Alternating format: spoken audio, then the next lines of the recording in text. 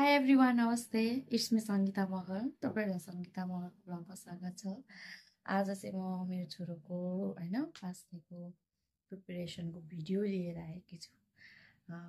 आशा छ तपाईँहरूलाई चाहिँ मेरो भिडियो मनपर्छ र मेरो भिडियोलाई अन्तिमसम्म हेरेर लाइक कमेन्ट सेयर गरिदिनु होला र मेरो च्यानललाई पनि सब्सक्राइब गरिदिनु होला। यो चाहिँ भोलिको लागि प्रिपरेसन भएको छ। यो चाहिँ हामी आफैले डेकोरेसन गरेको मामा अनि भान्जा।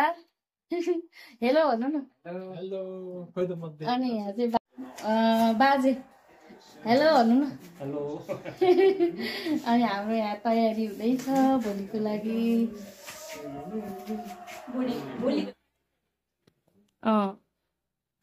झिरमिली भएको भएर राम्रो देखेछ।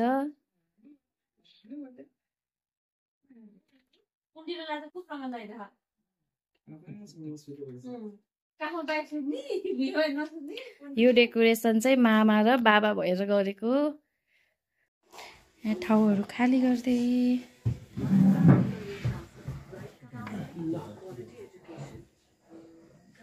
भोलि सजाउनको लागि खाली ठाउँ बनाउँदैछ।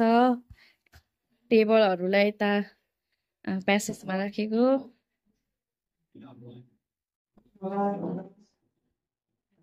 ठाउँहरू मिलाउँदैछौँ।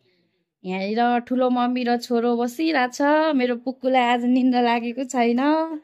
खुब झिलिमिली हेरेर बसेको छ। 10 बज्न लाग्दा पनि निदाएको छैन। पुक्कु भोलि त मेरो पुक्कुले माम खाने हो कि न सानो।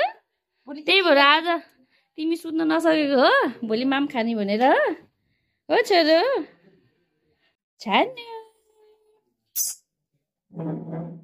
पुक्कु ठुलो मामुसँग बसेको हो। ओहो नमस्ते। मेरो मामुको भ्लग हेर्नु सबैजनाले भन्न सानो। लाइक कमेन्ट सेयर एन्ड च्यानललाई पनि सब्सक्राइब गरिदिनु भन्दै हो। The next day. 4 बजे उठ्ने भन्दा 4:30 भइसक्यो र म उठेर नुहाइ पनि सकेँ। 5 बजे होला र मम्मी उठेर अघि नै धन्दा गर्दै हुनुहुन्छ। म पनि जानेछु है। तर आज के कस्तो हुन्छ सबै तपाईँलाई देखाउनेछु।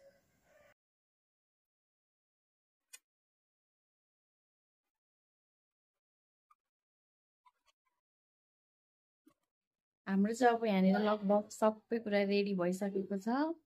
म पनि तपाईँहरूलाई देखाउँछु है त। अब आइडिया लगाएर चाहिँ बनाएको। टिकटकमा पनि हेरेर बाबु बस्ने। अनि यो डेकोरेसन हामीले गरेको हो।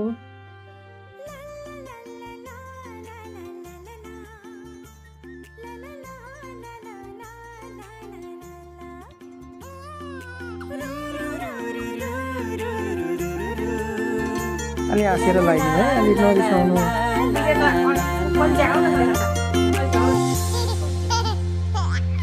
आज तिमीलाई अन्न खुवाउने यो शुभ दिन। हामी धेरै खुसी छौँ तिमीलाई पाएदेखि।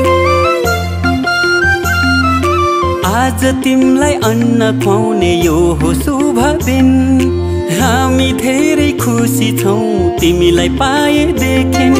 मुटुको टुक्रा तिमी हाम्रो जीवनको खुसी तिमी। मुटुको टुक्रा तिमी हाम्रो जीवनको खुसी तिमी।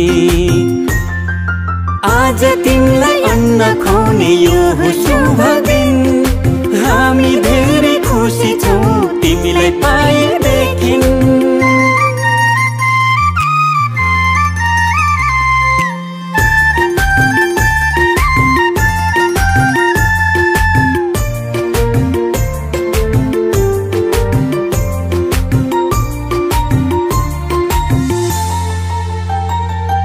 तिमी हाँस्दा तिमीले हेर्दा यो संसार नै स्वर्ग जस्तो लाग्छ। तिमी हाँस्दा तिमीले हेर्दा। यहाँ चाहिँ मैले भोइस ओभर गरेँ किनभने यहाँनिर मैले भिडियो मात्रै लिएको थिएँ। यहाँबाट चाहिँ इन्ट्री हुन्छ। यहाँ हाम्रो पार्टी भएको थियो। अनि यहाँ एन्जेलिना छोरी चाहिँ सबै त्यो टिस्यु पेपरहरू च्यान्दै बसिरहेकी थिए।